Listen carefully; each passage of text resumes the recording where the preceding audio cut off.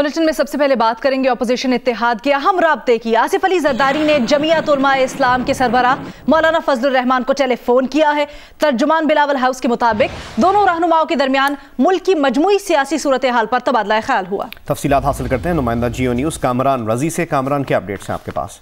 जी बिल्कुल, ये एक बहुत ही अहम राब्ता है मौजूदा सूरत हाल में। साबिक सदर आसिफ अली जरदारी ने मौलाना फजलुर रहमान को फोन किया है। उनसे मौलाना फजलुर रहमान ने साबिक सदर की खैरियत भी दरियाफ्त की है और दोनों रहनुमाओं के दरमियान मुल्क की जो सियासी सूरत हाल है, खास तौर पर अपोजिशन जमातों के ताल्लुकात और PDM के आइंदा के लाहे अमल से मुतालिक बात की गई है। बिलावल हाउस के तर्जुमान के मुताबिक साबिक सदर आसिफ अली जरदारी ने मौलाना फजलुर रहमान को लाड़काना घड़ी खुदाबख्श में 27 दिसंबर को जो साबिक वजीर आजम बेनजीर भुट्टो की बरसी के मौके पर जो जलसा हो रहा है उसमें शिरकत की भी दावत दी है। और मजमूई तौर पर जो मुल्क की सियासी सूरत हाल है, इस पर दोनों रहनुमाओं के दरमियान तफसीली बातचीत की गई है। बहुत शुक्रिया कामरान तफसीलात के लिए।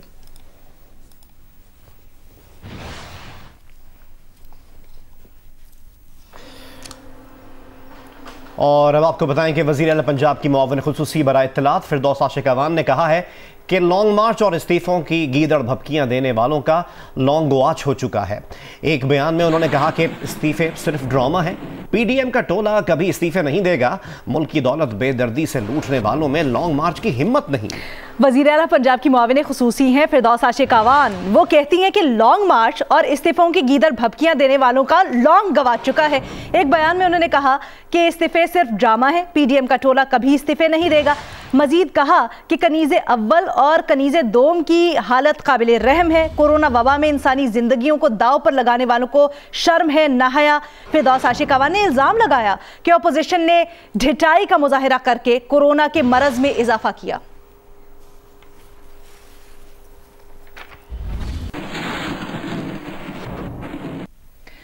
कोरोना की डेली अपडेट शामिल करते हुए आपको बताएं कि पाकिस्तान में कोरोना वायरस से मजीद 111 अफराद इंतकाल कर गए हैं।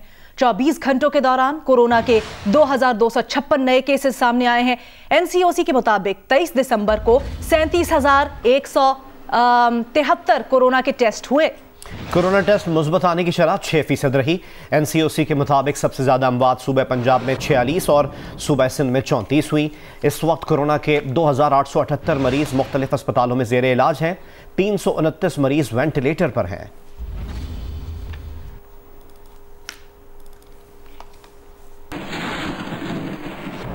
और अब आपको बताएं कि पाकिस्तान में सबसे ज़्यादा कोरोना मुस्बत आने की शरह कराची में 12.45% रिकॉर्ड की गई।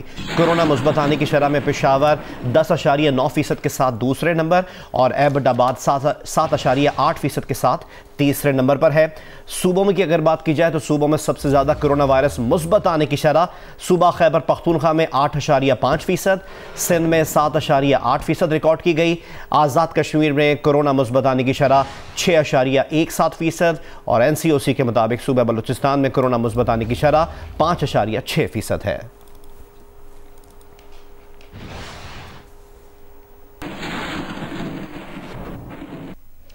विफाकी वजीर फवाद चौधरी ने बताया कि कोरोना वैक्सीन खरीदने के लिए काबीना कमेटी का पहला इजलास कल हुआ। वैक्सीन की पाकिस्तान में दरामद पेचीदा और अहम मामला है।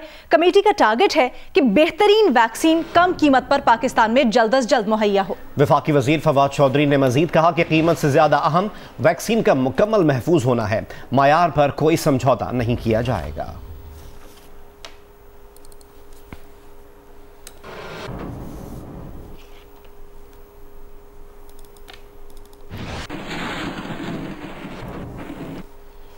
वजीर तालीम सिंध सईद गनी का कहना है कि उन्हें नहीं लगता कि 11 जनवरी को स्कूल खुल सकेंगे। जियो पाकिस्तान में गुफ्तगू करते हुए उन्होंने कहा कि NCOC में तजवीज़ दी थी कि स्कूल्स को कर्ज दिया जाए ताकि वो चलते रहें। विफाकी हुकूमत को निजी स्कूल से बात करना चाहिए। अभी जो कुछ शहरों में नंबर ऑफ केसेस हैं वो डिक्रीज होना कोई खास शुरू नहीं हुए, कुछ ऊपर नीचे होते रहते हैं, लेकिन जो मुस्तकिल उसके अंदर कमी आनी चाहिए वो अभी तक नजर नहीं आ रही।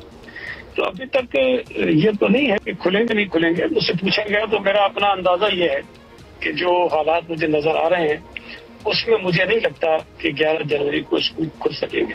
अलबत्ता उससे पहले एक मीटिंग होनी है, तमाम जो सूबाई वज़राए तालीम है और तालीम मिनिस्टर ने उसको चेयर करना है। उस मीटिंग में जरूर हम सारी सिचुएशन को रिव्यू करेंगे। सिर्फ स्कूल और तालीमी इदारों को बंद करने से शायद ये मसला हल नहीं होगा, लेकिन मैं किसी हद तक इस बात से इत्तेफाक करता हूँ कि जो दीगर एक्टिविटीज हैं हमें उस पर भी थोड़ा सा देखना पड़ेगा। सिंध हाई कोर्ट ने अमरीकी सहाफ़ी डैनियल पर्ल कत्ल केस में बरी होने वाले मुल्जिमान की नजरबंदी कल अदम करार दे दी। अदालत ने तमाम मुल्जिमान को रिहा करने का हुक्म दे दिया। डैनियल पर्ल कत्ल केस में बरीयत के बाद अहमद उमर शेख और दीगर मुल्जिमान की नजरबंदी के खिलाफ दरखास्त की समाअत सिंध हाई कोर्ट में हुई। अदालत ने अहमद उमर शेख समेत 4 मुल्जिमान की नजरबंदी का नोटिफिकेशन कल अदम करार दिया। मुल्जिमान को फौरी तौर पर जेल से रिहा करने और उनका नाम ECL में शामिल करने का हुक्म दिया।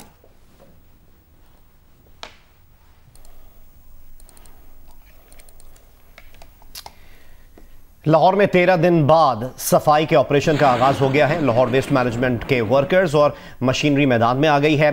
LWMC इंतजामिया के मुताबिक मुख्तलिफ इलाकों से कचरा उठाया जा रहा है।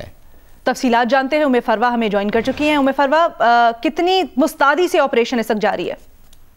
जी अलीना, आज 13 रोज बाद जो है लाहौर में सफाई ऑपरेशन उसका आगाज हुआ है। तो 13 रोज से इतना ज्यादा कचरा है कि लोगों का गुजरना मुहाल हुआ है, घरों में रहना मुश्किल हुआ है। तो इस वजह से आज पहले जब कचरा उठाया जा रहा है तो इसलिए बहुत ज्यादा तो सफाई तो नहीं हुई, लेकिन ये है कि कचरे उठाया जाना भी एक जो है इसका जो आगाज हुआ ये बहुत अच्छी बात है, क्योंकि अब थोड़ा थोड़ा करके ही कचरा जब उठाया जाएगा तो शहर की सफाई जो है वो मुमकिन हो सकेगी। तो LWMC के इस हवाले से यही कहना है कि इंशाअल्लाह ताला वो जल्द ही 4 रोज के अंदर शहर को पूरा पहले की तरह जो है साफ कर देंगे। लेकिन अभी भी बहुत से इलाके ऐसे हैं जहाँ पर कचरों का ढेर जो है। वेस्ट मैनेजमेंट दावा करती है कि अगले 4 रोज के अंदर 13 रोज पहले जो शहर की हालत थी साफ सुथरी उसमें बहाल कर देंगे। बहुत शुक्रिया उम्मे फरवा तफसीलात के लिए।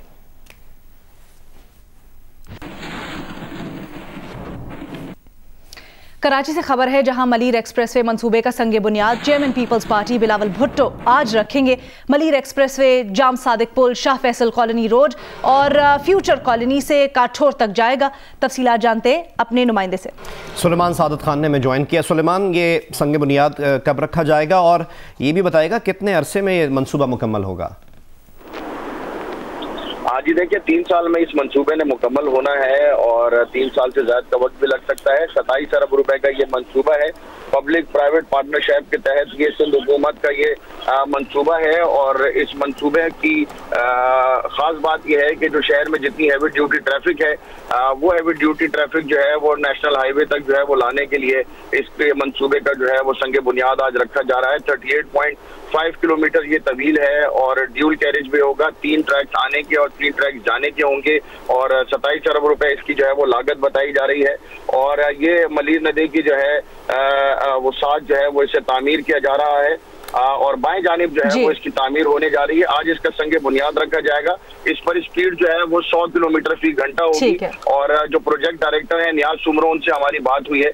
उनका ये कहना है कि जब इसकी तामीर मुकम्मल हो जाएगी तो पोर्ट एरिया से जो हैवी ड्यूटी ट्रैफिक अंदरूने सिंध और मुल्क के दीगर शहरों को जाते हैं वो बासानी जा सकेंगे, बासानी जा सकेगी, सहूलत हो जाएगी शहरियों को। बहुत शुक्रिया सुलेमान सादत खान।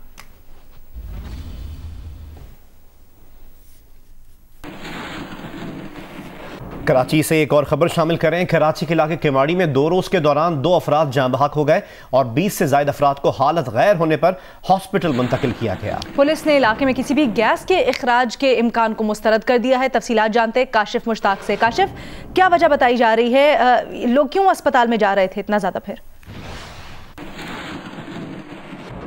जी बिल्कुल, हम इस वक्त आपको केवाड़ी से रिपोर्ट कर रहे हैं और केवाड़ी के मुख्तलिफ इलाकों के अंदर एक बार फिर से पुरअसरार गैस के फैलने का खदशा सामने आया है। और इस हवाले से बताया गया है कि 2 रोज़ के दौरान 22 अफराद जो हैं वो कराची के ज़ियाउद्दीन अस्पताल में लाए गए हैं। इस वक्त हम ज़ियाउद्दीन अस्पताल के बाहर ही मौजूद हैं। अस्पताल इंतजामिया से भी हमने बात की है, उनकी जानिब से हमें ये कन्फर्म किया जा रहा है कि 2 अफराद इस 2 रोज़ के दौरान जो है वो दम तोड़ गए हैं, जबकि 20 से ज़ायद अफराद जो हैं वो अब भी इस अस्पताल में लाए गए थे और उनको मुख्तलिफ तिब्बी इमदाद देने के बाद बेशतर लोगों को यहाँ से फारिग भी किया गया है। ताहम इस हवाले से रेस्क्यू हुकाम और पुलिस हुकाम से भी हमारी बात हुई है, तो उनकी जानिब से इस बात को डिनाई किया जा रहा है और ये कहा जा रहा है कि इस तरह की कोई पुरस्कार गैस इस पूरे इलाके के अंदर नहीं फैली गई है और कोई इस तरह के शवाहिद भी नहीं मिले हैं। जबकि तर्जुमान ज़ियाउद्दीन अस्पताल की जानिब से ये भी कहा गया है कि ये तमाम तर वाक़यात जो 2 रोज़ के दौरान हुए हैं, ये इसी साल फरवरी के महीने में भी जो हलाकतें हुई थी और जो लोग पुरस्कार तौर पर बेहोश हुए थे केमाड़ी के मुख्तलिफ इलाकों में, तो वो एक बार फिर से यही गैस जो है वो इन लोगों को इफेक्ट कर रही है। और अब जियो मौसम, जिसमें आपको बताएं कि शदीद सर्दी से मुल्क के कई इलाकों में मामूलात ज़िंदगी बुरी तरह मुतासर हैं। सूबे पंजाब में धुंध से ट्रैफिक की रवानी सुस्त रवी का शिकार है। आज़ाद कश्मीर के पहाड़ी इलाकों में खून जमा देने वाली सर्दी है। मुजफ्फराबाद, बाग, रावलाकोट समेत दीगर इलाकों में दर्जा हरारत नुक्ता इंजमात से भी नीचे गिर जाता है। गिलगित बल्तिस्तान में भी पहाड़ों से चलने वाली यखपस्ता हवाओं के सबब शहरी इलाकों में मामूलात जिंदगी मफलूज है। गिलगित शहर, स्कर्दू, गिजर, हुंजा में जलाने की लकड़ी की कीमतों में रोज बरोज इजाफा हो रहा है। चमन, जियारत, कान में तर्ज़ई किला, सैफुल्ला, कोजेक टॉप में भी दिन का आगाज बर्फीली हवाओं से होता है, जबकि दिन में कुछ सर्दी की शिद्दत कम हो जाती है। गुजरावाला, गुजरात, हाफिजाबाद, मंडी बहाउद्दीन समेत गिरदोनवा के शहर सुबह के वक्त शदीद धुंध की लपेट में रहते हैं। सिंध के कई इलाके भी सर्दी की लपेट में हैं। महकमा मौसमियात के मुताबिक सिंध में आने वाले दिनों में सर्दी की शदीद लहर का इम्कान है। जिला बडग्राम के इलाके बटले के करीब भारी लैंडस्लाइडिंग से बंद हो जाने वाली एक्सप्रेसवे को अब तक ट्रैफिक के लिए खोला नहीं जा सका है। ताहम हल्की ट्रैफिक को लिंक रोड से और हैवी ट्रैफिक को शाहराह कराकरम की जानिब मोड़ दिया गया है।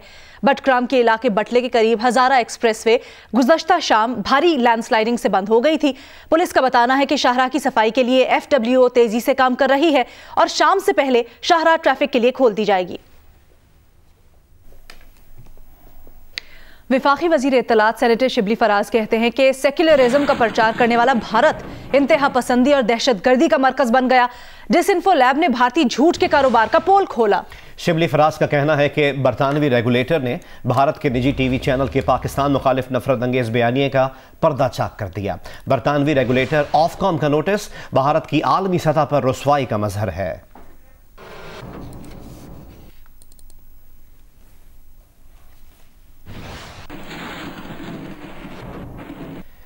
पाक फजाइया के ऑपरेशनल एयरबेस पर जारी पाक चीन मुश्तरका फजाई मश्क शाहीन 9 खत्म हो गई। शाहीन सिलसिले की 10वीं मश्क अगले साल चीन में मुनक़िद की जाएगी। सरबरा पाक फजाइया एयर चीफ मार्शल मुजाहिद अनवर खान ने इख्तितामी तकरीब से खिताब में कहा कि मौजूदा आलमी सिक्योरिटी हालात और एयर वॉरफेयर की बदलती सूरत हाल के पेश नज़र न सिर्फ पाकिस्तान और चीन बल्कि दोनों ममालिक की अफवाज के माबैन भी शराकत दारी में इजाफा वक्त की अहम ज़रूरत है। ताउन के ज़मन में CPAC का मनसूबा गेम चेंजर है और ये दोनों ममालिक के मुश्तरका मकासद और कामयाबी के हुसूल का पेश खैमा साबित होगा। चीनी सफ़ीर ने भी तकरीब से खिताब किया। वज़ीर दाखिला शेख रशीद इस वक्त इस्लामाबाद में मीडिया से बात कर रहे हैं। की तरफ से आपको नया तोहफा है कि अब आपका पासपोर्ट जो है पहली तारीख से जो बनेगा उसमें 5 साल की बजाय मुद्दत जो है उसके इख्तिताम की 10 साल होगी।